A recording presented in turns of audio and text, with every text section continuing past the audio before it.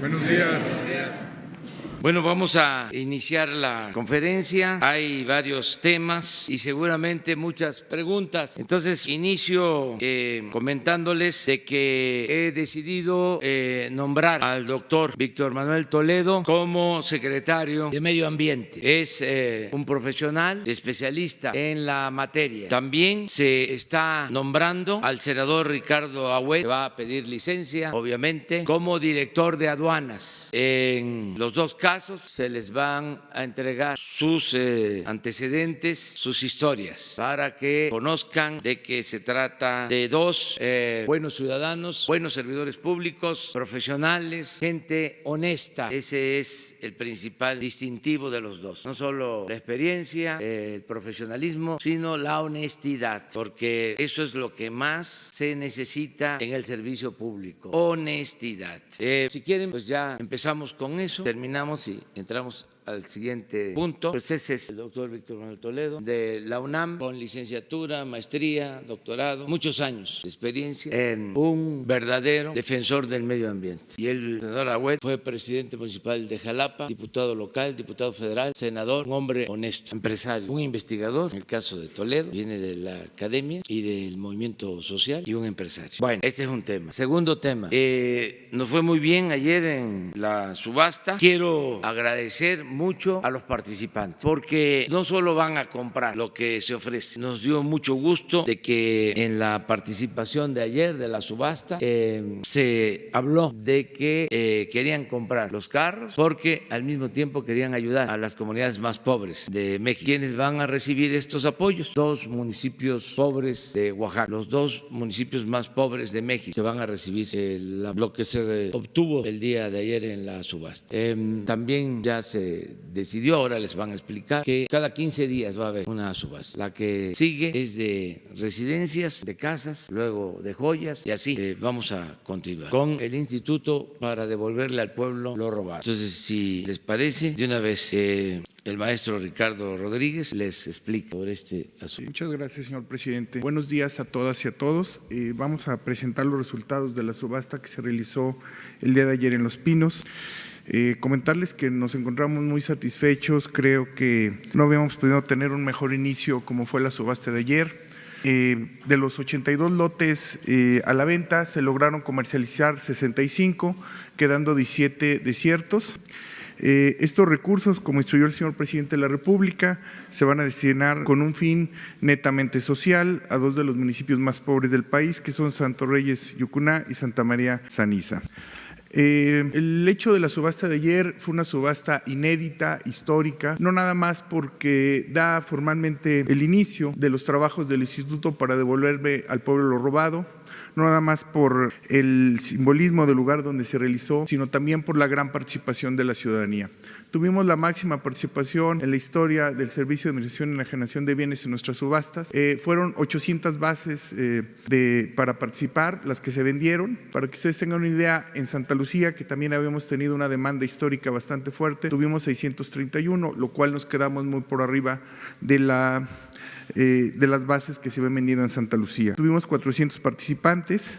El precio promedio por el cual se vendieron dichos vehículos de lujo fueron 69% por encima del valor inicial. Me gustaría dar algunos ejemplos del sobreprecio que tuvieron los vehículos para que ustedes puedan observar que hubo una fuerte puja, una gran competencia debido a la gran participación de la ciudadanía, que como dice el señor presidente, mostraron muestras de estar en solidaridad con el proyecto, de que estos recursos se vayan a fines netamente sociales. Comentaban que se suman al proyecto del señor presidente, que no nada más era el hecho de comprar los vehículos, sino también el poder participar en esta iniciativa de poder destinar recursos a los municipios más pobres del país. Nosotros, como decía el señor presidente al inicio, agradecemos la gran participación y la gran solidaridad que tuvo la ciudadanía hacia este proyecto, hacia esta subasta, y el SAE muestra su agradecimiento a todos los participantes y a la ciudadanía en general.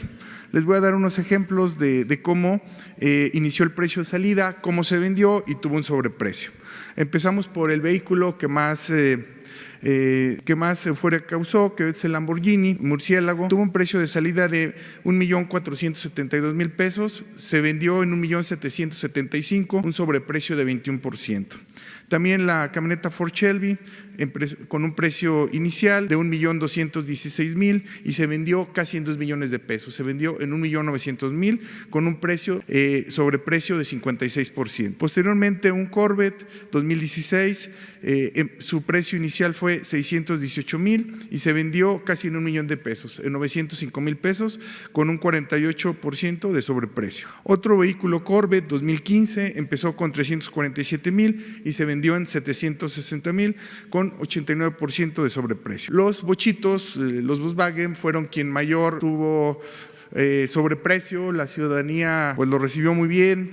Les voy a poner un ejemplo. Tenemos un Volkswagen Sedán 2004, su precio inicial eran 30,000 pesos y terminó vendiéndose en 325,000, lo cual da un sobreprecio de 983%.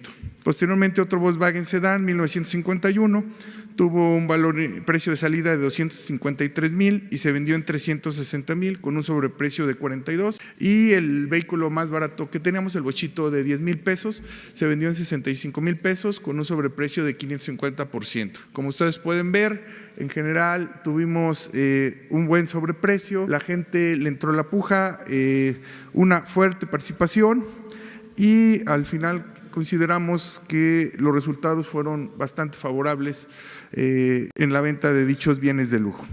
Finalmente, para dimensionar lo que significan estos recursos, el presupuesto de Santos Reyes Yucuna fue un poco más de alrededor de 6 millones en 2018. Esta cifra podría representar para este solo municipio 5 veces más de lo que fue su presupuesto en 2018. La instrucción del señor presidente es entregarlo a la brevedad posible a estos dos municipios y en mandato, la instrucción puntual que tenemos, no nada más entregarlos de forma lo más rápida, sino también que se destine a estas obras de alto impacto en estos municipios.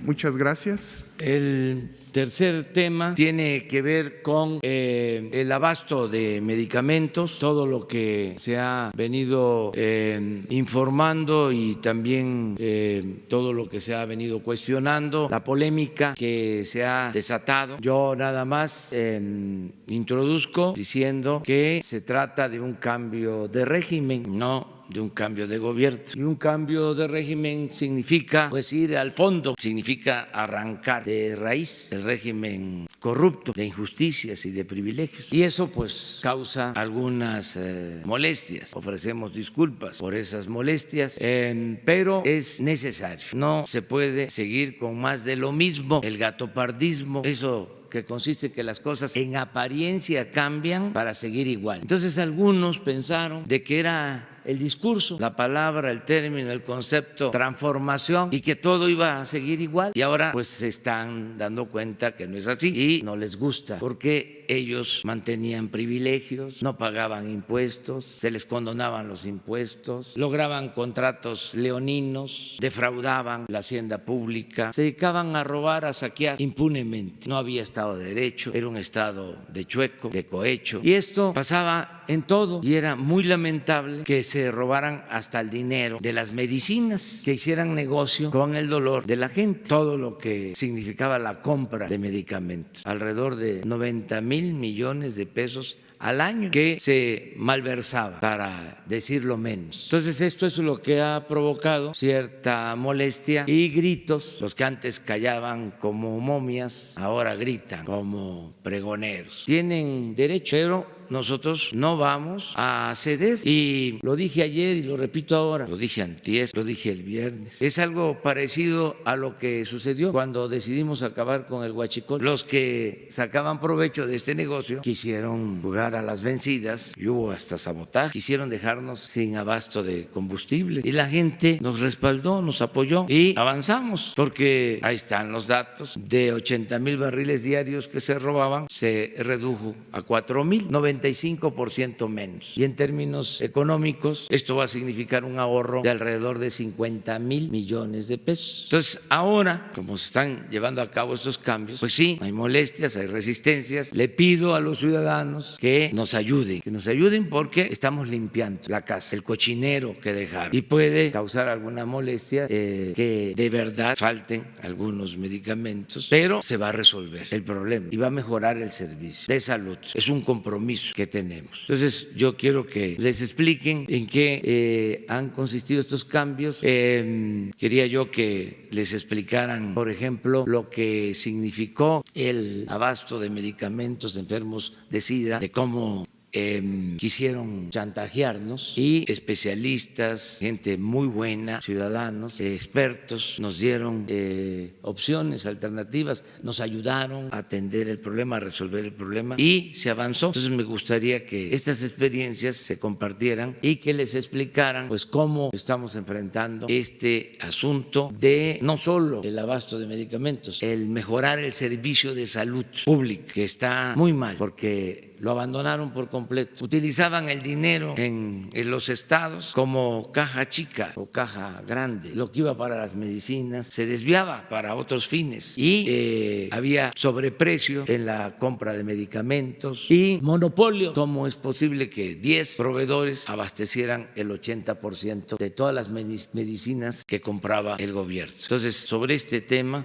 quien quiera hacerlo, sea el secretario de Salud o el secretario de Hacienda, o los dos, a la limón. Con su permiso, señor presidente, muy buenos días tengan ustedes. Como saben, el Gobierno de México desarrolla una estrategia para enfrentar la corrupción y generar valor para el Estado. Ello mediante 7 ejes principales que ya ha presentado la Secretaría de Hacienda. El caso de la compra de medicamentos en contra del virus del SIDA o VIH, llamados así como antirretrovirales por su mecanismo de acción terapéutica, es un ejemplo excelente que nos muestra esas estrategias principales. En principio, fortalecer la planeación, desde luego consolidar, vale la pena la redundancia, las compras consolidadas, caminar por una gestión de cambio de cultura que involucra a todos, no solo a los que participan en la adquisición de estas necesidades, sino los usuarios también, y desde luego basado en una coordinación de unidades contratantes con la generación de un marco normativo flexible. El objetivo final es garantizar en la población, principalmente en toda la población, pero en particular en la que no tiene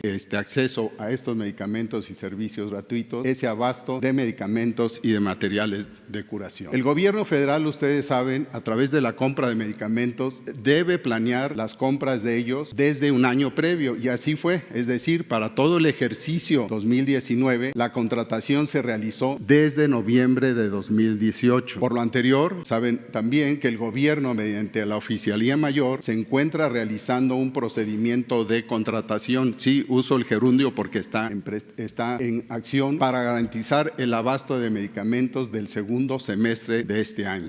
Cabe mencionar que nunca se había hecho una compra de manera consolidada a mitad del año para el propio ejercicio. Esto es algo de lo inédito que estamos ya presentando en muchas acciones, en todas las instancias desde que tomamos el mando. Anteriormente, ante la escasez, se realizaban compras urgentes mayoritariamente desde las delegaciones del IMSS, del ISSSTE y hospitales con precios muy elevados, 2, 3 veces o aún más de lo conocido. Al siguiente, para aprovechar la compra extraordinaria para el segundo semestre de 2019, la Secretaría de Salud, a través del Seguro Popular, la instancia Comisión Nacional de Protección Social en Salud, suscribió acuerdos que lo logró con 22 entidades federativas para poder consolidar la compra y obtener mejores precios por mayores volúmenes. Esta nueva estrategia de contratación, desde la consolidación extraordinaria para el segundo semestre y las del próximo año, han generado, como ya mencionó el presidente en su amplio y muy fino marco de referencia del tema, reacciones tanto del sector público como privado. Por ejemplo, uno de ellos, para adquirir medicamentos para el resto de este primer semestre, el Instituto de Seguridad Social del Estado de Tabasco no ha podido adquirir medicamentos, o al menos no todos, porque nadie de la industria farmacéutica ha querido abastecerlo, a pesar de que se cuenta con el presupuesto suficiente, y aquí tal vez el doctor Ursúa les analizará los detalles de que no ha faltado la transferencia de los recursos para estos fines.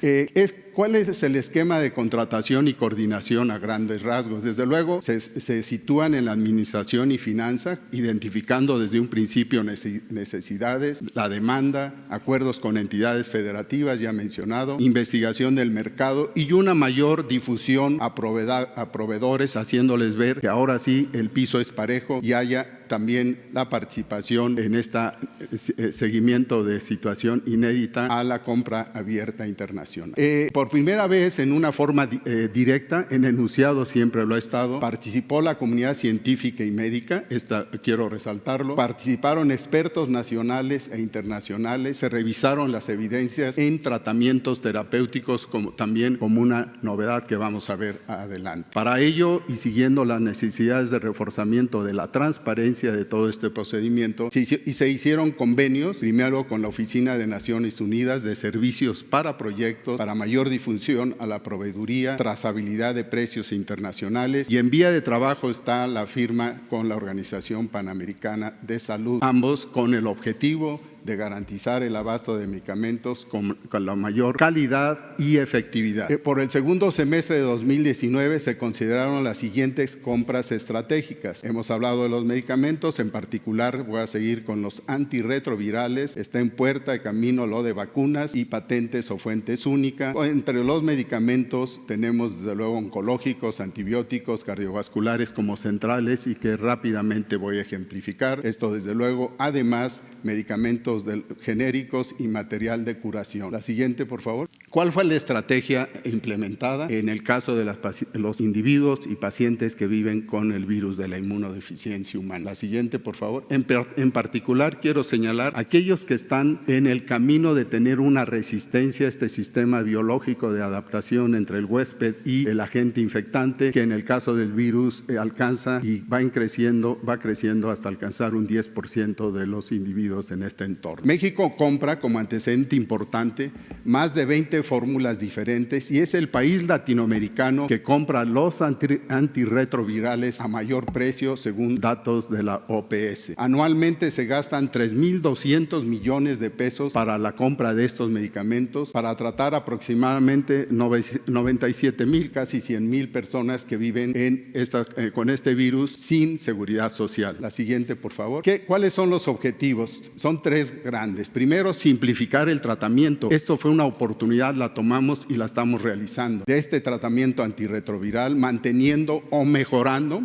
diría yo, la eficacia clínica y la seguridad. Utilizar genéricos, que quede claro, también con eficacia internacional comprobada y sin ningún problema. Segundo, basarse en altos niveles de evidencia clínica y de salud pública en la literatura científica mundial y nacional. Y en tercer lugar, al simplificar el tratamiento, se retiran medicamentos obsoletos. Había ya cerca de 6, 8 años que estos seguían teniéndose en el mercado, vendiéndose y no sustentados en una eficacia como lo había señalado. Estas recomendaciones están alineadas a CENSIDA y con Organización Mundial de la Salud. La siguiente, por favor. El 1 y 2 de mayo, resalto, fue el Día del Trabajo, pero no importa, se trabajó. En compañía de miembros especialistas en infectología, se implementó un esquema de tratamiento antirretroviral más eficaz. Desde luego, desde el punto de la administración y finanzas, se hicieron los acuerdos ya mencionados, se identificaron las necesidades, se agregaron las demandas y una mayor difusión que se puso a disposición de los proveedores. Y para ello participaron expertos. Estos son los aquí señalados en nombre, pero hay otros que no aparecen: la doctora Alicia Piñeira, la doctora Andrea González, Gustavo Reyes Terán, Juan Sierra Madero y Florentino Badial. En la interacción de esta comunidad y las acciones de administración y finanzas, se lograron esquemas terapéuticos más efectivos, seguros, basados en evidencia científica y experiencias internacionales. Siendo así que las compras realizadas generaron un ahorro del 57%, equivalente a 1.700 millones de pesos, lo cual permite incrementar la cobertura y afianzar más hacia adelante el futuro algunas necesidades. La siguiente, por favor. Hoy tenemos cubierto el abasto del 100% en todos los estados en materia de antirretrovirales, debido a una adecuada planeación, a una compra ya señalada en su mecanismo, la distribución de la cual todavía tenemos algunos puntos de ajuste, puesto que no llegan todavía todos los medicamentos. Se ha agilizado el proceso de registro sanitario, importante para tener la seguridad que todo lo que se use tenga ese aval, esa necesidad de registro de su capacidad biológica y clínica. En un camino, este mismo grupo de apoyo de asesores y de médicos científicos, estamos iniciando una capacitación del personal médico sobre el nuevo tratamiento. Aquí también hay que quitarle las telarañas a muchos ante haberse acostumbrado a tratamientos que no estaban siendo los óptimos, pero que se mantenían. El convenio de colaboración de la UNOPS para mayor transparencia en compras, a lo que ya me he referido, está vigente. La siguiente, por favor. Como ejemplo, fíjense que este dolutegravir, lo voy a mencionar como DTG en su abreviatura, es la mejor opción disponible en México como un tercer fármaco en esquemas de primera línea. Los pacientes en general no es solo un medicamento, sino es una combinación lo más requerido y necesario, y este DTG tiene resultados muy importantes. Suprimen al virus al cabo de 2 años en un tratamiento regular, permiten hacer evidente el no abandono al tratamiento. La falta de apego es algo que no solo en esta enfermedad, pero puntualmente en ella es muy importante, y la recuperación de las células inmunes, disculpen el elemento técnico, pero es necesario, tienen un nivel de evidencia, esto de gradación internacional de moderada, alta o moderada comparado con otras. La siguiente, por favor. Y lo menciono porque esto, a través de un mecanismo muy fino a favor de la inhibición y la regulación de 2 procesos básicamente enzimáticos que son la esencia de esta combinación de tratamientos, se tenía en conocimiento hace 4 años y sin embargo, por razones todavía en estudio, hay 2 o 3 hipótesis, no se había implementado, no se había favorecido, y en otros países demuestran lo ya mencionado en su importancia. La siguiente, por favor. La resistencia al tratamiento, igual que los antibióticos, que es grave, que es un retroceso en el progreso biológico en nuestra humanidad, esa resistencia a los fármacos en cerca del 10 o hasta más del 10% de los pacientes con esta enfermedad viral está siendo una alarma importante que tenemos que contrarrestar, y con estos esquemas los expertos están seguros de que esto se va a lograr o cuando menos reducir en forma importante. Esquemas antirretrovirales de primer línea van a incluir a este medicamento para aquellos, no solo aquellos que viven con el virus e inician terapia antirretroviral, sino también en adultos y adolescentes, que es un grupo muy importante y que desde luego tienen otras situaciones, afortunadamente no de comorbilidad, que son las que en los adultos mayores, de mayor edad, no mayores, tiene también importancia, y el ajuste en dosis en niños también es una versatilidad que al médico, que al paciente y que a todos nos interesa. La siguiente, por favor. Rápidamente les decía, y si ustedes recuerdan, ya no existe el cuadro básico de medicamentos. Ahora se maneja un compendio amplio, sin límites, y que desde luego es nuestro objetivo poderlo llevar en esta nueva administración, en esta nueva transformación, a todos los mexicanos. Y rápidamente les presento lo que viene, porque esto no se acaba hasta que se acabe. La siguiente. Tenemos ese Convenio Nacional de Insumos para la Salud en lugar de cuadro básico, y está conformado por cerca de 15,000 claves distribuidas en 9 libros. Tenemos que entrar a la biblioteca. Esos 9 libros tienen, en el caso de medicamentos, 1,865 claves específicas, de las que ya conocen, medicamentos en varias formas de presentación, y lo acompañan medicamentos homeopáticos, otro libro, material de curación, auxiliares de diagnóstico, instrumental y equipo médico, osteosíntesis y endoprótesis, nutrición, los medicamentos herbolarios y hasta la acupuntura. La siguiente, por favor. Y aquí está, abriendo uno de estos libros, el de los medicamentos, vean cómo se ocupan 21 diferentes áreas de la especialidad médica, donde resalto la cardiología, los problemas que encabezan la gran patología del mexicano, que son 103, los de endocrinología y metabolismo, ustedes saben, en ellos está la diabetes, la obesidad, y que es una epidemia en nuestro país. Requieren 180 de ellos, 262 claves en las enfermedades infecciosas y parasitarias, y muy rápidamente ahí está lo del virus, pero también asoma la necesidad de las infecciones y desde luego la problemática que en algún momento ya están preparados los especialistas para enfrentar esto, y desde luego también 218, más de 200 en la oncología, que es otra de las patologías más importantes por sus efectos en mortalidad y desde luego también en morbilidad. La siguiente, por favor. Como ejemplo, 13 instituciones, consultando a ellas, a sus necesidades y desde luego a institutos y hospitales, considerando las enfermedades ya mencionadas de mayor prevalencia en nuestro país. Están aquí como ejemplo de un total de 379 claves en el compendio que tienen que ser manejadas en diferentes variables para tener la calidad y desde luego la seguridad de su uso, con una propuesta preliminar de trabajar con 80 y una demanda que pasa al 60%. Llega al 60% tan solo en estos grupos, en estos libros. La siguiente, por favor. Y para ello, y casi para terminar, se requiere un grupo de expertos, ya lo están, del Consejo de Salubridad General, algunos de ellos, del Instituto Mexicano del Seguro Social. La siguiente, por favor. Y desde luego integrados algunos del Bienestar, del Instituto Mexicano del Seguro Social de Bienestar, porque esto no solo está orientado hacia las enfermedades complejas, a las vistas por especialistas, sino también en el primer nivel de atención del ISSSTE, de SEDENA, la regulación de COFEPRIS, de CENETEC, otras instancias, y desde luego esta es una combinación de expertos que se va a mantener y que se está mejorando. La siguiente, por favor. Con esto que quería yo mostrarles la complejidad, la importancia y la oportunidad inédita de tener bajo estas líneas de formación de una nueva estructura, de una nueva cultura para nuestra necesidad de los medicamentos, como un ejemplo muy creativo, inédito, repito, y que desde luego tiene, desde mi punto de vista, el aforismo, pone en juego el aforismo de que ante un ejemplo, ante un modelo, lo más frecuente es no aceptarlo, es criticarlo y no reproducirlo. Espero que no sea así. Muchas gracias. Bueno, pasamos a otro tema. Hay mucha información porque iniciamos la semana, pero tenemos tiempo para preguntas y respuestas. Vamos al quién es quién en los precios de las gasolinas, del diésel y del gas. Buenos días, señor presidente. Buenos días a todas y a todos.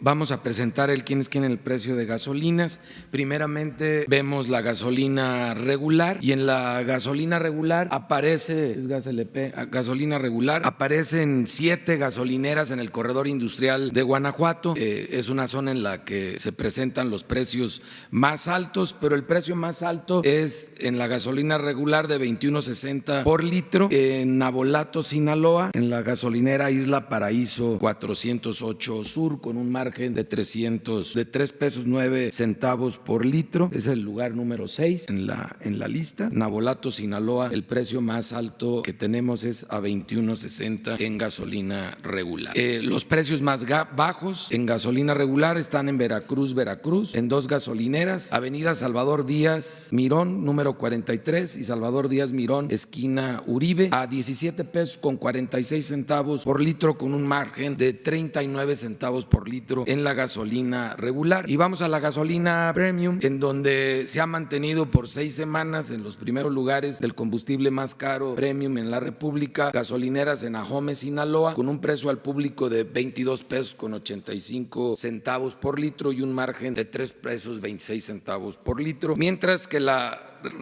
más representativa en el precio más bajo de la gasolina premium está en Veracruz, esta misma gasolinera en Avenida Salvador Díaz Mirón, con 18 pesos 58 centavos el precio por litro al público. En la gasolina diésel en Hermosillo, Sonora, con 22 pesos 56 centavos tenemos el precio más alto del diésel en el país, con un margen de 3 pesos 67 centavos, y como representativo del precio más bajo en diésel diésel en Macuspana, Tabasco, precio al público 19 pesos con 57 centavos por litro y un margen de 17 centavos. Si vemos estos tres combustibles ya por marca, que es la siguiente estadística, en primer lugar vemos una tendencia en estas 6 semanas a la baja, acumulada de 73 centavos del precio hacia abajo.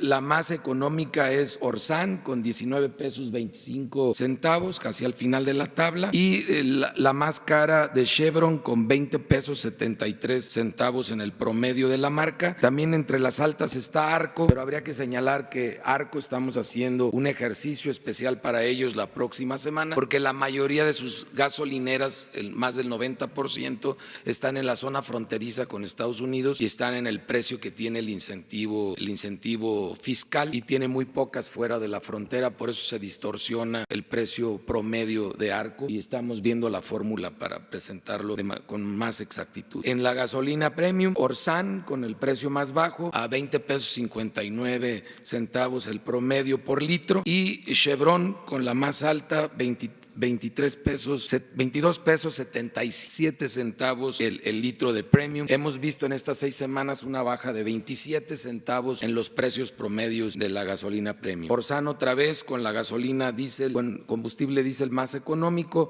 20 pesos 88 centavos el litro, y Chevron con la oferta más alta en promedio de 22 pesos 5 centavos el litro, y hemos visto una tendencia a la baja de 18 centavos a lo largo de estas 6 semanas. En la revisión de verificación de esta semana se sortearon otra vez 125 gasolineras, 11 de ellas no permitieron la verificación, 11 salieron con problemas, 14 de bombas de las 1,746 con diferencia en el litro al litro. Las 11 que no permitieron verificación eran franquiciatarios de Pemex, y la gasolinera que salió con la mayor diferencia de litro a litro es una gasolinera en Ciudad del Carmen, Campeche, Servicios Ecológicos Malecón, en donde en una bomba había una diferencia de menos 6 mililitros por cada litro, un 6% menos. Y nos vamos ahora al quién es quién en el precio del gas LP, primeramente en tanques estacionarios, representativo del precio más alto como un referente para el consumidor. En Moctezuma, Sonora, tenemos el litro a 11 pesos 45 centavos con un margen de 5 pesos con 80 centavos por litro, y como representativo del más económico en todo el país está en Puebla, Santiago, Mihuatlán, con un precio al público por litro de 7 pesos 73 centavos, un margen de 2 pesos 4 centavos por litro. Estos son tanques estacionarios. Y en cilindros, que es el producto más popular, en Moctezuma, Sonora, 21 pesos con 21 centavos, 10 pesos 16 centavos de margen por kilo, y en Comondú, Baja California Sur, 22 pesos con 22 centavos precio al público con un margen de 9 pesos 48 centavos por kilo. Y el representativo del más económico lo encontramos en Saltillo, Coahuila, con un precio al público de 14 pesos 59 centavos por kilo, con un diferencial de 2 pesos 33 centavos por kilo. Y lo vemos por marcas, y por marcas podemos ver que el precio más alto lo tiene Gutiérrez Nieto, con un precio promedio de 10 pesos 79 centavos por litro al público, y la más económica 8 pesos con 40 centavos precio al público del grupo Tomsa. En general, el margen que tienen las gaseras en el gas para tanques estacionarios es de 4 pesos por litro, y lo vemos por kilos para cilindros, y tenemos que el más alto, el más caro, es Grupo Mebarak con 19 pesos 97 centavos por kilo, y el más económico, Grupo Ultragas, con 15 pesos 92 centavos por kilo. En promedio, la diferencia de precio es de 6 pesos, el margen que están teniendo en la venta del gas por kilo, y con esto ofrecemos a los consumidores el referente de mayor precio y menor precio en el país, para que puedan juzgar si la gasolinera o el que le abastece de gas LP es el que le ofrece el mejor precio en el mercado en el que cada quien está comprando. Muchas gracias, buen día. Bueno, ya estamos por terminar. Solo comentarles que lamentamos mucho la pérdida de la vida de 5 marinos, de un servidor público, de la Comisión Nacional Forestal en cumplimiento de sus labores, sirviendo al país. Perdieron la vida, se desplomó un helicóptero. Y sobre este tema, hoy a las 12 horas va a dar una conferencia de prensa el almirante secretario Rafael Ojeda para informarles sobre cómo sucedieron estos lamentables hechos, darles toda la información ante los rumores, porque es la temporada, por lo que ya explicaba, muy propicia a eso. Lo mejor es informar, decir la verdad. Entonces, hoy a las 12 horas va a darse esta rueda de prensa sobre este tema. Hemos terminado en lo general y ahora sí abrimos para preguntas y respuestas. Nos vamos a ir, les tocó ahora la primera fila y empezamos con… Buenos días. Nada Buenos más días. una pregunta, los que llegan, los que están en la primera fila llegan más temprano. Bueno. Bueno, pues no, nada más era una pregunta, nada. Ya mañana para los que van atrás. Buenos días, presidente. Andrea Cruz, de Politico.mx. Preguntarle sobre el caso de la titular de Semarnat, que renunció apenas el fin de semana. ¿Qué responde a estas críticas de los cambios de su gabinete en menos de una semana? Y una segunda pregunta, nombró a un hombre, ¿va a haber algún cambio para equiparar y que haya paridad de género en ese tema del gabinete? Y una segunda, la crisis ambiental que se vivió en la Ciudad de México, ¿tuvo algún factor que ver en la renuncia de Josefa González Blanco? No, mire, ya expliqué el fin de semana, es un caso lamentable. Nosotros no tenemos derecho a fallar en nada, porque si no se tiene autoridad moral, no se puede tener autoridad política y no se puede encabezar una transformación, un cambio. Si no tiene uno ese escudo, que es la autoridad moral, la congruencia, los conservadores avasallan. Si tiene uno autoridad moral, uno a tener autoridad política y uno a resistir y a llevar a cabo la transformación. Yo, en lo personal, quiero mucho a Josefa. Es una mujer de muy buenos sentimientos y cometió un error como todos cometemos errores y no se podía pasar este asunto. Ella misma me habló, ya lo he comentado, ella me habló del tema porque yo no sabía, estaba en gira, le llamé por teléfono para encargarle un asunto de San Luis Potosí y ella aprovechó para decirme que había cometido un error y que ponía a mi disposición su renuncia porque no quería afectar la transformación, el movimiento que estamos llevando a cabo entre todos y desde abajo. Entonces esa fue la razón. En cuanto a que sí se produce un desequilibrio porque eran 8 mujeres, 8 hombres, ya lo vamos a resolver porque a lo mejor van a haber otros cambios y ahí ya se equilibra.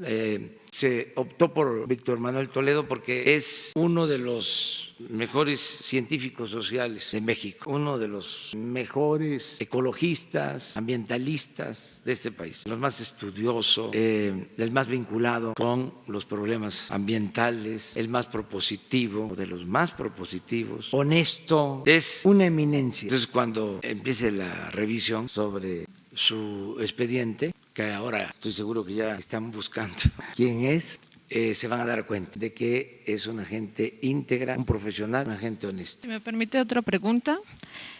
Con respecto a la visita que hizo el canciller Marcelo Ebrard a Estados Unidos, ¿cuál fue la reacción del gobierno de Estados Unidos? Porque también se habló de un plantón que hubo por parte de Mike Pompeo al canciller Ebrard. ¿Nos puede decir de qué habló, cómo fue en la visita que realizó? Gracias. Bueno, no he podido hablar con Marcelo porque viajó a Alemania, estuvo en efecto en Estados Unidos con Pompeo, el secretario de Estado. Es buena la relación. No sé cuál fue el tema de conversación. Desde luego estoy seguro que nos fue bien. La agenda, lo que se está tratando, pues tiene que ver con el que se resuelva lo del tratado, que se concluya ese proceso, la política arancelaria, lo migratorio y el plan de desarrollo para crear empleos en Centroamérica y en el país. Esa es la agenda. Él viajó a Alemania porque establecimos comunicación con la canciller Angela Merkel. Hablé con ella por teléfono la semana pasada. Hablamos sobre la cooperación económica y se le pidió de manera especial que nos ayudaran con expertos para llevar a cabo el trabajo de búsqueda de los restos de los mineros de pasta de concho. Entonces ella aceptó y van a venir especialistas. Ellos tienen minas de carbón y son expertos expertos, de modo que Marcelo fue a eso con la secretaria del Trabajo. Entonces van a regresar y ya me informan de estas dos visitas. Buenos días, presidente. José Sobrevilla, de Noreste, de Veracruz.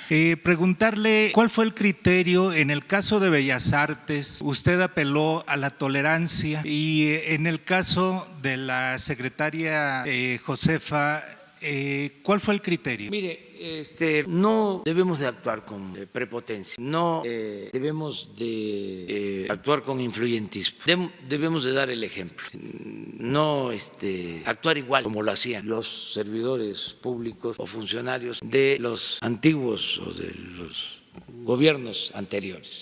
Eso no podemos. Cero corrupción, cero impunidad y no permitir prepotencia, influyentismo, nepotismo, amiguismo, ninguna de esas lacras de la política. Entonces ese fue el criterio y también fue una decisión de ella. Se iba a sentir mal si no reconocía su error. Ella lo reconoció desde el principio. Si les digo que le hablé por teléfono para un plan de conservación en la Sierra de San Miguelito, en San Luis Potosí, ya terminé de exponerle y me dijo, pasó esto, estoy apenada, cometí un error. Ya me explicó. Entonces, por eso, nosotros tenemos que actuar con mucha rectitud. Tenemos que mostrar la diferencia en todo, nada de prepotencia. ¿Cómo era antes? Se desviaban los aviones. Bueno, para empezar, imagínense que usaban los helicópteros para ir a jugar golf o que el presidente viajara en un avión de lujo de este ancho por 75 metros de largo, un palacio para los cielos, en un país con tanta pobreza, con tanta desigualdad, y lo veían como algo normal, el trasladarse así. Todos esos excesos se tienen que terminar. Si no, no hay cambio. Y queremos dejar el hábito para que si el día de mañana, toco madera, regrese los conservadores, que les cueste trabajo. A ver si la gente va a volver a permitir que el presidente se compre un avión de lujo y que todos los funcionarios anden en aviones de lujo, en helicópteros de lujo y rodeado de guardaespaldas, y que regrese el Estado Mayor Presidencial y que con el cuento de que si se les paga muy bien a los funcionarios no va a haber corrupción y que por eso hay que pagarles 600, 700 mil pesos mensuales a los servidores públicos, entre comillas. El que quiera hacer dinero, que se dedique a los negocios privados. Es legal, es legítimo, pero el que trabaja en el gobierno tiene que ser servidor público, siervo de la nación. Entonces, son cambios, cuesta trabajo que se vayan aceptando, internalizando, pero pues tenemos que modificar esto, si no, no sería transformación. Si han habido 3 transformaciones, la independencia pues sí fue una transformación. Pues después de 3 siglos de dominación colonial,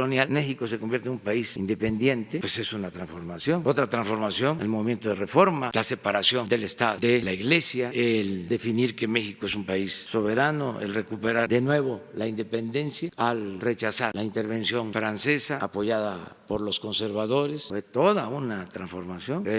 Puso a México a la vanguardia en el mundo y al presidente Juárez como el gran líder mundial. Yo comentaba que a Benito Mussolini le puso así su papá en honor a Benito Juárez. Y la tercera transformación pues fue la revolución, la primera revolución social del siglo XX en el mundo. Entonces, si hablamos de cuarta transformación, pues ¿qué? ¿Nos vamos a quedar en la simulación? No, va a ser igual o más profunda que las 3 transformaciones que han habido. Y lo más importante es que lo vamos a lograr sin violencia, de manera pacífica. Pero si cedemos, si no llevamos a cabo los cambios, pues imagínense qué decepción para la gente. Es una gran traición. Además, política es tiempo. Ahora que tenemos el respaldo de los ciudadanos y que estamos iniciando, ¿por qué perder el impulso? Por eso va la transformación. Quisiera yo ir más rápido, más a prisa. Creo que en este año ya vamos a tener modificado lo fundamental. Ya en este año el cambio va a estar definido, ya con sus bases firmes, que ese es el propósito, ¿no?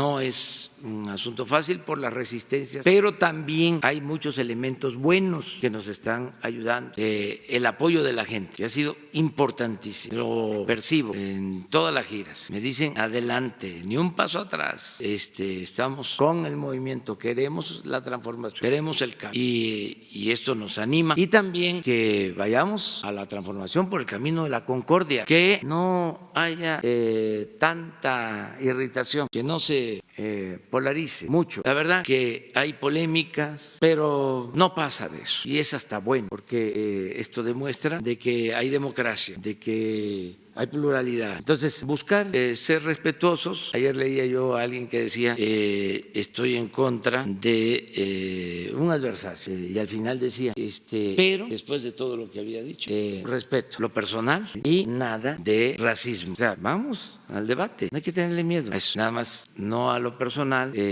las cosas familiares, cuidarlas, ¿qué culpa tienen nuestros hijos, nuestros nietos? La verdad, o sea, que sea con nosotros, o sea, con los que estamos metidos, con los que opinamos, con los que nos metemos. El que no quiera ver fantasmas, que no salga de noche. Entonces, si nos metemos, vamos, pero con ciertas reglas, ¿no? O sea, la familia, no el odio, no el racismo, y polemizar ampliamente. Bueno. Sin embargo, señor presidente, el dicho la semana pasada del AMPA del periodismo no fue muy bien recibida entre un gran número de personas. Incluso el expresidente Fox lo acusó muy severamente. Mire, sí fue fuerte, pero siempre ha existido el AMPA del periodismo. Esa es la verdad. ¿Saben quién acuñó esa frase? O algo parecido. No, pero no me equivoco. Creo que fue él, Enrique Krause. Ahora sí, a buscarle. Gracias, presidente. José Hernández de Es Cuanto. La semana pasada la Secretaría de la Función Pública inhabilita a 2 altos exfuncionarios de Pemex de la administración pasadas, lo que es Emilio Lozoya por 10 años por falsedad en sus declaraciones y Edgar Garrido por 15 años por la sobrecompra de la planta Fertimex. La pregunta es concisa. Bueno, a Edgar Garrido le piden que regrese 620 millones de pesos. Y la pregunta es concisa. ¿Qué va a hacer su gobierno para marcar una diferencia y evitar que estas personas que roban tanto se fuguen al extranjero o hagan algo y se queden impunes? Y si nos puede comentar cómo va el tema de la compra de los carrotanques de ferrocarril. Gracias, presidente. Sí, pues son procesos abiertos. Ya hemos quedado de que no vamos a consentir ningún acto de corrupción. En estos casos eran ya denuncias que se habían llevado a cabo hasta poder legislativo y se presentaron porque nosotros recibimos la planta de fertilizantes. Estamos hablando de una inversión de alrededor de 800 millones de dólares, o sea, porque pagaron como 500 millones de dólares. Hay testimonios de que la planta estaba inservible, o sea que hubo un sobreprecio.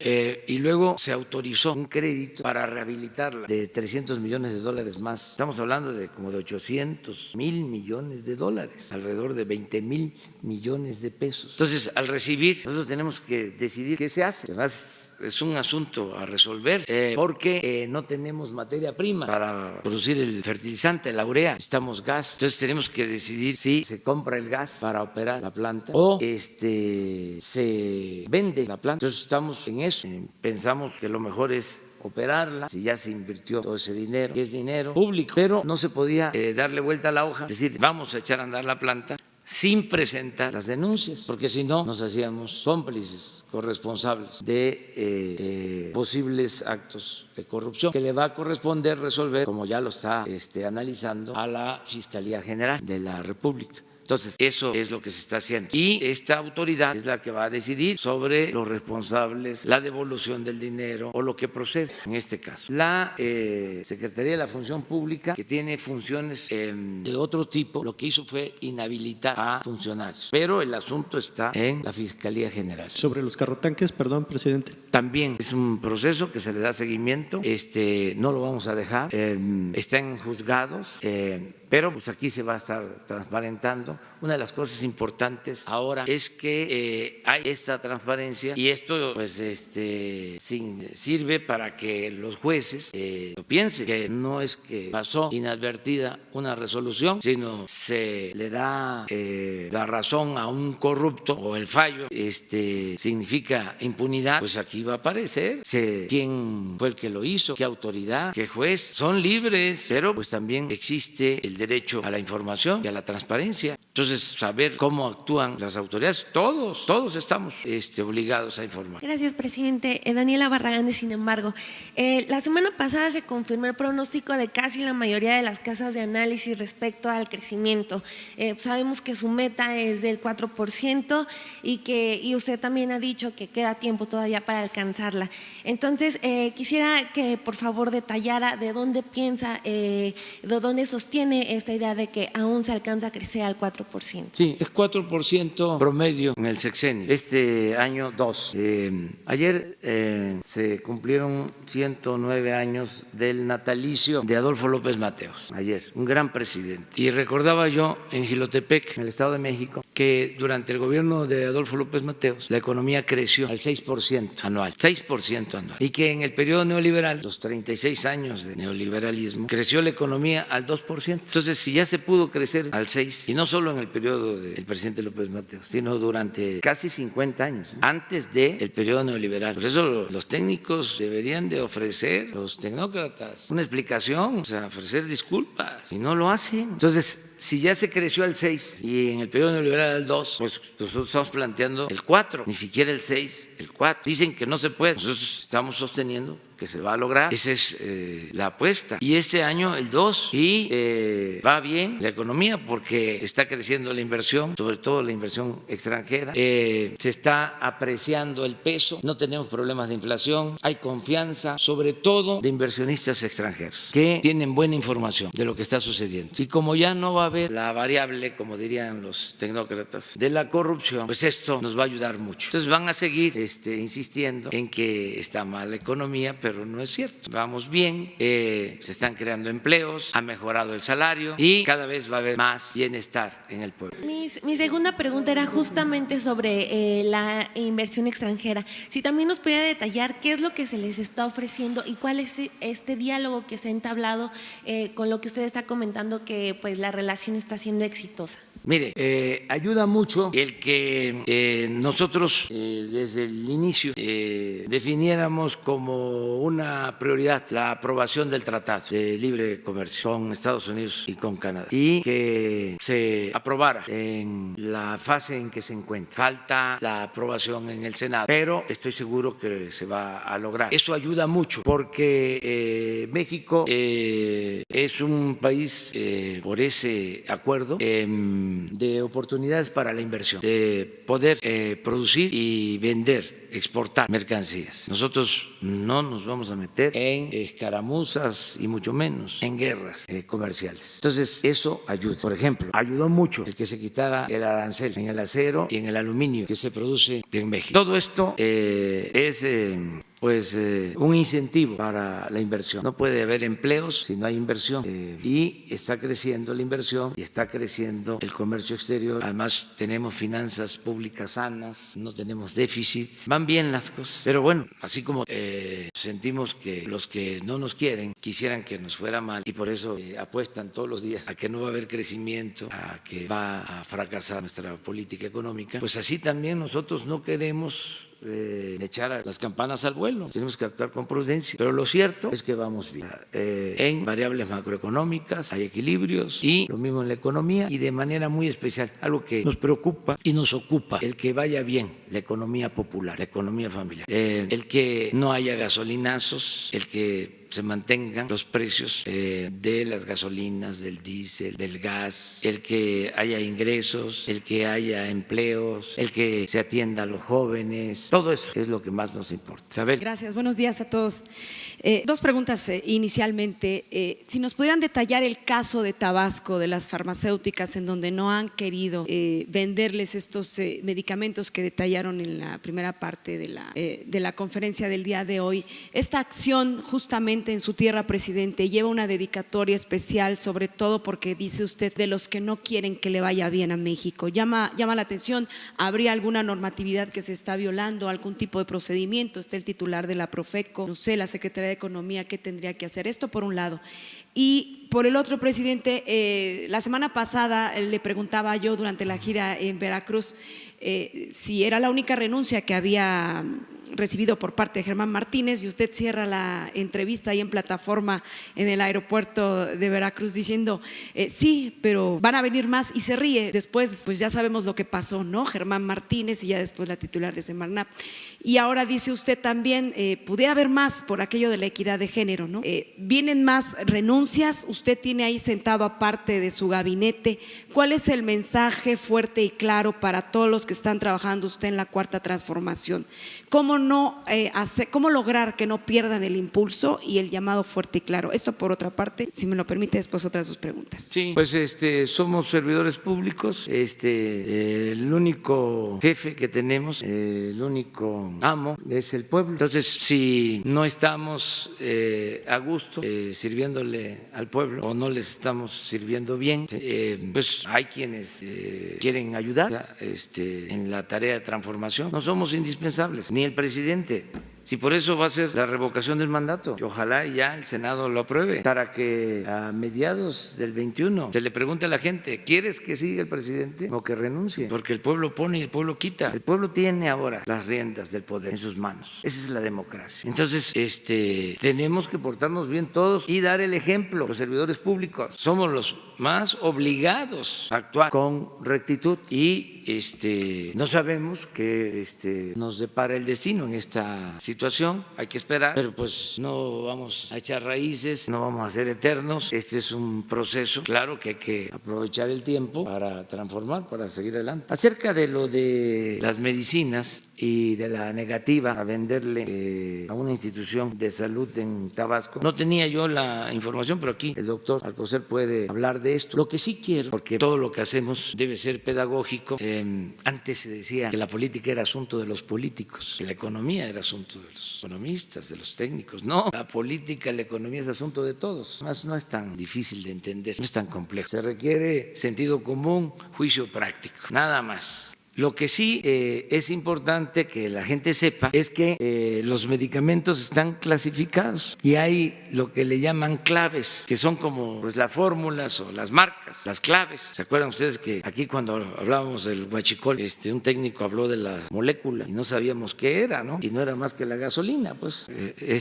Pues las claves. ¿Cómo era el modus operandi de la corrupción? O uno de los modus operandi de la corrupción en la adquisición de los medicamentos. Y ustedes seguramente van a investigar. Se hacía una licitación, incluso una compra consolidada de 1,500 claves. Se ponían de acuerdo y nada más vendían 1,000 y quedaban 500 sin compromiso de venta. ¿Para qué? Para que se compraran esas 500 por urgencia, ya sin ningún control. Y por esas 500 se pagaban 2, 3 veces más. Entonces se ahorraba en 1,000, 10%, 20%. Pero en las 500 que no se ofrecían y que eran tratos directos, ahí se perdía la hacienda pública, el presupuesto público, pues perdía 200, 300%. Eso sí, sucedía mucho. Entonces, por eso el predominio de unas cuantas distribuidoras de medicamentos o proveedores de medicamentos. Un modus operandi. Nada más que estamos hablando de la corrupción o de los delincuentes de cuello blanco. Que otra de las cosas que debemos de tener muy presente es que todo esto se toleraba, pero además no se perdía ni siquiera la respetabilidad, se veía normal. Entonces se acusaba de ladrón al que se robaba una bolsa en el mercado y a los que se robaban cientos, miles de millones de pesos, hasta se les hacían honores, no perdían su respetabilidad. Entonces tenemos que acabar con la corrupción y estigmatizar a los corruptos. Que el que robe sea señalado, nada de que se le aplauda, nada de que se le vea como una gente astuta que triunfó a toda costa sin escrúpulos morales de ninguna índole. Entonces eso es lo que yo puedo decir acerca de una de las maneras en que robaban. Pero lo de Tabasco, pues aquí el doctor. Sí, por favor. Con mucho gusto, señor presidente, señores secretarios.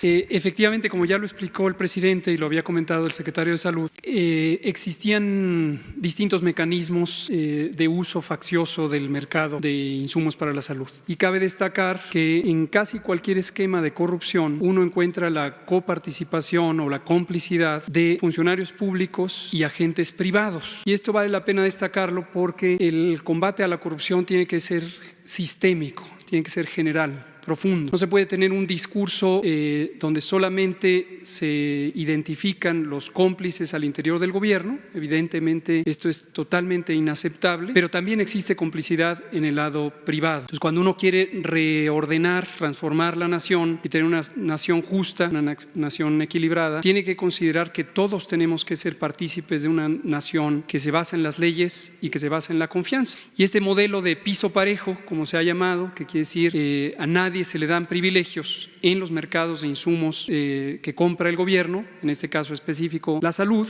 requiere el compromiso de las empresas privadas para jugar las reglas del piso parejo, que no son otras que las reglas de la ley. En el caso particular de Tabasco se ilustran algunos de estos vicios que tienen que ver con el manejo de organizar la oferta por parte de los proveedores privados para poner al gobierno en una condición de desventaja al concentrar en pocas manos o en pocas empresas, ya sea de producción o de distribución de los insumos, el mercado. Entonces ellas mismas se ponían de acuerdo, las compañías, y jugaban a turnarse o algún mecanismo en el que se organizaban, de modo que hubiera menor oferta, menor diversidad de oferta. Y mientras que en nuestro artículo 28 de la Constitución y la Ley de Adquisiciones hablan del imperativo de tener una competencia abierta en el mercado de insumos, las propias compañías, insisto, ya sea productoras o distribuidoras, reducían esa competencia y se ponían de acuerdo, de modo que el gobierno tenía menos opciones donde elegir y desde luego privaba el aumento de precios exorbitantes, más allá de lo que es adecuado. En el caso particular de Tabasco se ilustra otro fenómeno, que es el reducir por completo la oferta, que ya explica el presidente, y decir no hay, por el momento no tengo, no puedo cubrir, y se declara desierta una licitación pública, por ejemplo, y eso pone en completa desventaja al sector salud o cualquier otro sector, el ejemplo aquí es salud, porque tiene que resolver la necesidad en un momento dado, y cuando se acerca el tiempo en que no hay suficiencia de materiales o de insumos, entonces tiene que ir a una compra emergente que es completamente desfavorable. Lo que estamos buscando es reordenar con estricto apego a la ley la dinámica del mercado. Lo que hicimos con los antirretrovirales ilustra precisamente eso. El gobierno, haciendo uso de la ley y haciendo uso de sus facultades, compró inteligentemente y en lugar de dispersar la demanda de antirretrovirales, la concentró con un criterio médico de optimización, de lograr mejores tratamientos, más modernos, más efectivos, y además eso redundó en tener aumento de volúmenes por cada clave y poder negociar mejores precios, y en este caso con reducciones superiores al 50%. ¿Tiene la cifra de cuánto dejaron de percibir estas empresas por no comprar, no permitir esta compra, esta operación? ¿Se refiere a las de Tabasco? Sí, a las de Tabasco, específico. Tenemos varios elementos que se están trabajando, todavía creo que es temprano para dar a conocer la información. Si el presidente lo considera pertinente, el secretario de Salud, el secretario de Hacienda, quizás será pertinente dar ejemplos específicos una vez que lo resolvamos. Pero en este momento, y agradezco, como lo hice anteriormente, el excelente trabajo de la maestra Raquel Buenrostro, estamos trabajando precisamente en poner en juego estos elementos que se basan en la ley, se basan en los principios de transparencia y competitividad económica, y que simplemente estamos ejerciéndolos, que anteriormente no se ejercían más que en el discurso. Pero no hay sanciones para las empresas farmacéuticas. Insisto, es todavía muy temprano, es un proceso que está en deliberación, tanto en la parte de negociación como en su momento en la parte de fiscalización y eventualmente las sanciones, si es que estas aplican. Presidente. Solo se lograron acuerdos con 22 estados y no con las 31 entidades de la República. ¿Respecto a compras? Sí, básicamente lo que hicimos fue lo siguiente, y aquí vale la pena destacar la dinámica estatal versus la dinámica nacional. Algunos insumos para la salud es muy factible comprarlos de manera central, y esto nos permite precisamente estos esquemas de concentración de la demanda que a su vez permiten mejores negociaciones. En el pasado, las entidades federativas tenían la completa libertad de hacer compras de distintos insumos, y el gobierno tenía también a nivel central la facultad de decidir, mediante el mecanismo de financiamiento que existía a través del Seguro Popular, de decidir si transfería recursos en dinero, recursos financieros, o recursos en especie, comprar centralmente y destinarlo a los estados. Y esto, en muchos casos, se perdieron oportunidades por no tomar la decisión de hacer compras centralizadas. Ahorita estamos teniendo un cuidadoso análisis de equilibrio, y esto quiero destacarlo también por lo que ha ocurrido de rumores en la prensa, de que a veces pareciera la opinión pública percibir que privilegiamos el combate a la corrupción sobre la protección de la salud. Y esto no es el caso. Para nosotros es indispensable proteger la salud. Esa es la obligación de nuestro gobierno a través de la Secretaría de Salud y las instituciones de seguridad social, y lo vamos a hacer con toda responsabilidad y todo cuidado. Pero eso no nos va a inhibir de combatir la corrupción por las importantes consecuencias que tiene sobre la propia salud, sobre la propia efectividad del Sistema Nacional de Salud y las demás implicaciones económicas. Entonces, en algunas situaciones en donde hemos calculado que es pertinente por razones de eficiencia en el proceso de adquisiciones, o porque hay existencias o porque hay contratos previamente establecidos que permitirán la adquisición de los bienes, los estamos continuando, pero nuestro impulso mayor es a lograr un esquema de muy buena coordinación con los gobiernos libres y soberanos de las entidades federativas, bajo la rectoría de la Secretaría de Salud, en uso de sus facultades legales. Presidente, en el tema de seguridad, hoy Grupo Imagen Multimedia publica datos del Secretario Ejecutivo de Seguridad Pública, en donde se resalta que se ha incrementado el uso de armas de fuego en el país, sobre todo en la parte de los delitos de homicidio y también de lesiones. ¿Qué se está pidiendo o qué se está haciendo por parte del gobierno, de las distintas autoridades, para evitar esto, para frenar esto? ¿Cuál es la estrategia? Y si derivado de los hechos de violencia que ocurrieron en Michoacán en los últimos días, sería prácticamente inminente la llegada de la Guardia Nacional, no sé si a todo el estado, pero sí a una gran parte. Entiendo que hay empresarios que ya lo están pidiendo y que el secretario de Seguridad, Alfonso Durazo, pues lo está considerando seriamente. Gracias. Sí. Miren, así como el tema de salud, que es complejo porque quedó muy mal, o sea, es una mala herencia, así también el otro problema serio es el de la inseguridad, o sea, de los grandes y graves problemas nacionales. Entonces, estamos trabajando todos los días en los dos y en otros, pero pues ya echamos a andar, por ejemplo, el plan anticorrupción, y va bien a pesar del jalón. La austeridad va bien, les diría que vamos bien en lo educativo, muy bien en los programas de bienestar, o sea, ahí va, marchando. Acabamos de hablar de la economía, pues ahí están los datos macroeconómicos, bien. Crecimiento, ahí va, hay confianza, está llegando la inversión. Lo educativo, bien. Hoy me vuelvo a reunir con la CENTE, me reuní con el CENTE, estamos buscando un acuerdo para mejorar la educación. Les diría, va por buen camino. Este tema de salud, muy complicado, ya se orientó hacia una solución definitiva. Les hablaba de que se va a crear el Instituto de la Salud para el Bienestar, para atender a la población abierta, y se va a fortalecer el seguro, el ISSSTE para los derechohabientes, y vamos a tener en el sexenio uno de los mejores sistemas de salud del mundo. Ese es el propósito. Gratuito, atención médica, medicamentos gratuitos. Ahí vamos. Por ejemplo, cuadro que ponían de las medicinas también, ya tienen instrucciones, tanto el secretario de Hacienda como el secretario de Salud, la oficial mayor de Hacienda y el secretario de Relaciones Exteriores. ¿Para qué? Si hay dificultades, si en adquisiciones y quieren bloquear, nos vamos al mundo a comprar los medicamentos. Estamos ya resolviendo, y poco a poco han ido cambiando de parecer, se va avanzando, pero si vemos que no hay voluntad para ayudar, que son muy buenos para el discurso, para la demagogia. Me gustó mucho lo que dijo el doctor, es un buen profesional de la medicina, de que esto no solo tiene que ver con el sector público, tiene que ver también con el sector privado. Entonces, había la idea de que el corrupto es el funcionario, o solo el funcionario. Claro que el corrupto es el político, el servidor público, el administrador, pero también el que lo sonsaca, el que lo soborna, el traficante de influencia. Entonces se está viendo esto, o sea, y pensaban de que iban a poder. Eso es lo del huachicol que les decía. Entonces, si hace falta, se va Marcelo con el secretario de Hacienda y con el secretario de Salud a comprar los medicamentos. Para todos.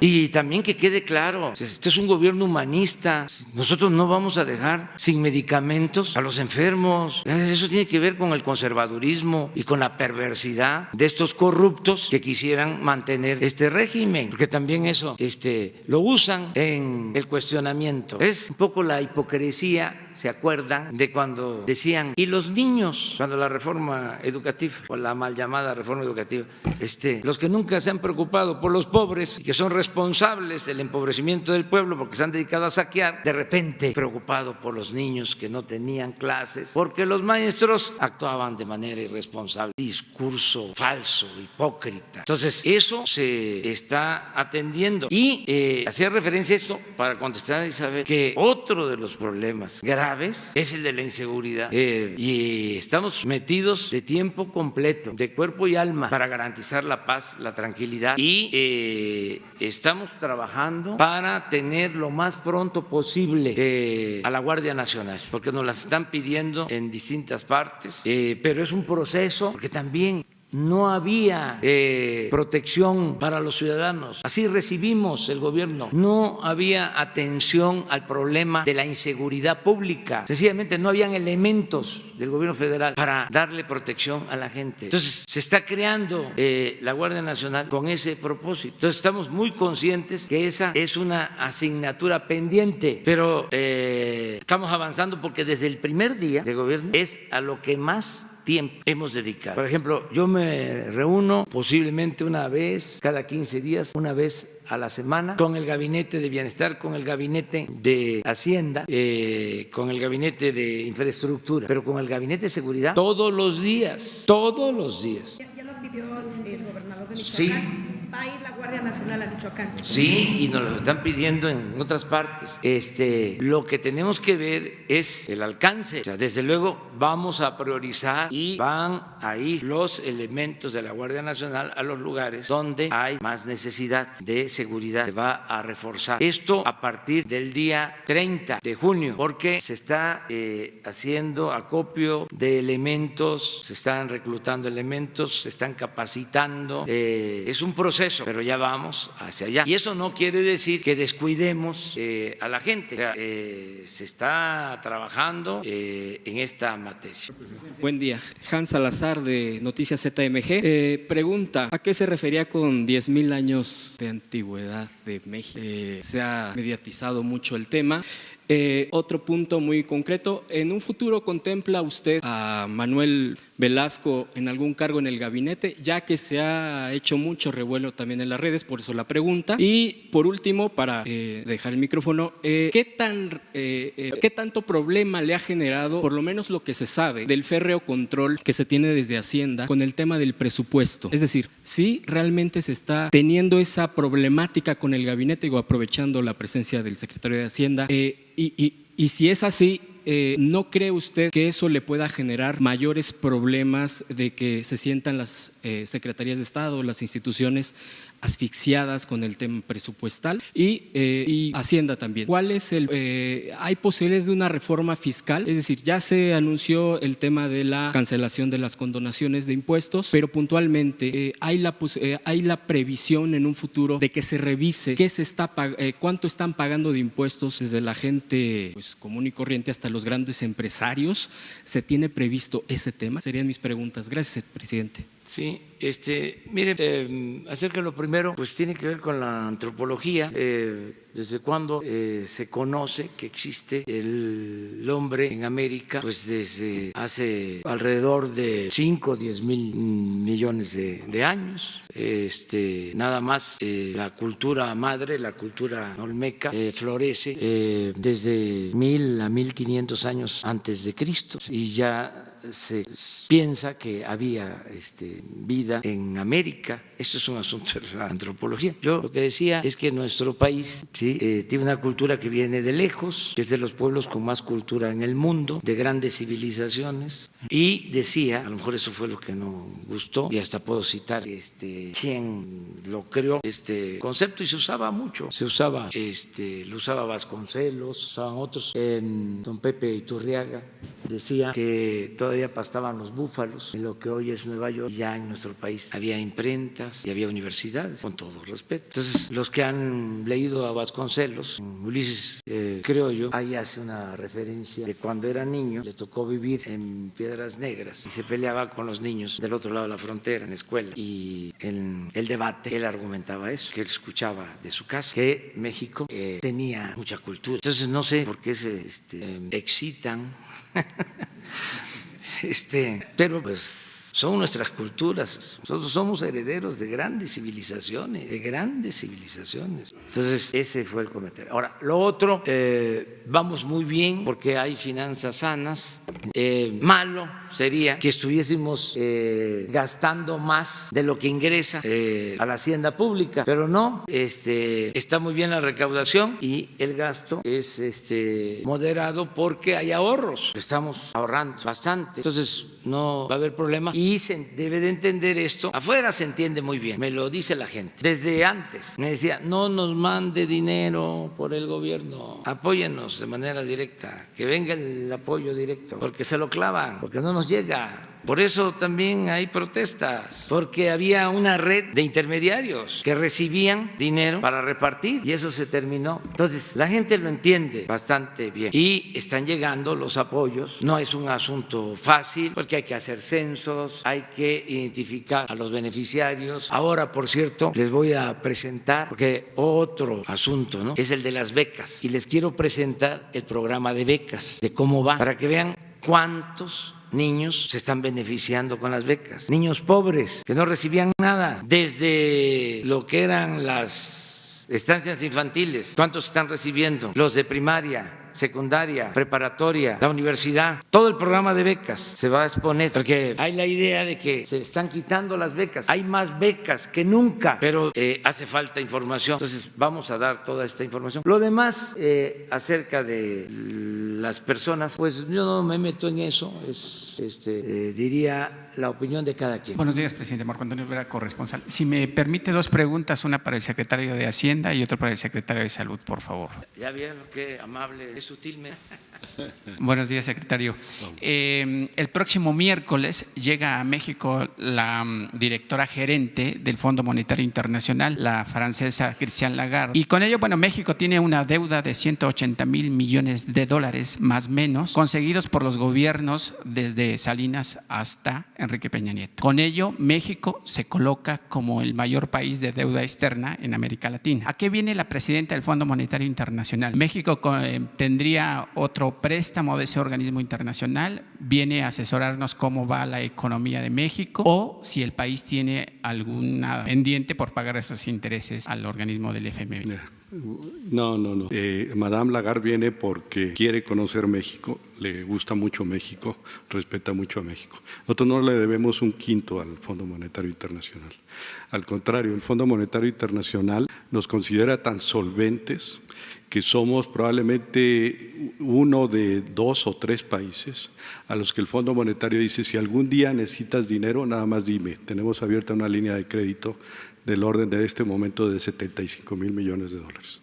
Si eso le pone lo que tenemos en reservas internacionales, se dará cuenta que nuestra situación es bastante sólida. No, al contrario, no le vemos nada, pero pues viene a saludar y tengo entendido que viene de hecho a un evento sobre todo de mujeres, porque a ella le interesa mucho fomentar la participación pública de las mujeres.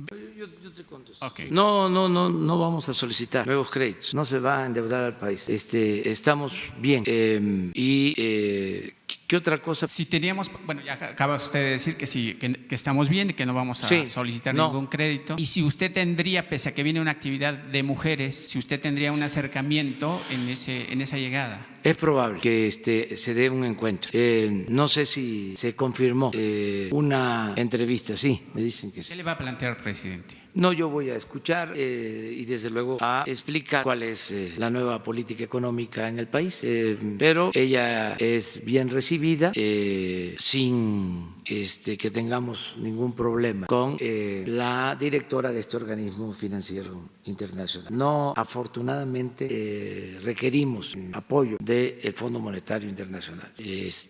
No hay que decir de esta agua no he de beber porque no sabemos, pero afortunadamente no necesitamos de apoyos financieros.